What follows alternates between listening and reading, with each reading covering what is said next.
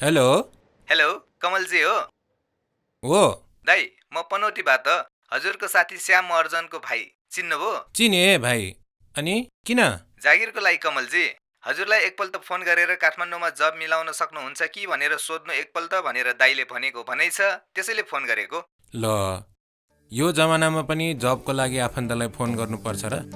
अब तपाईँले कमलजी सुरेशजी किरणजी कसैलाई पनि फोन गर्नु पर्दैन तुरन्त jobejee.com मा आफ्नो प्रोफाइल रजिस्टर गर्नुस् र आफूले रोजे जस्तो खोजे जस्तो जबमा अप्लाई गर्नुस्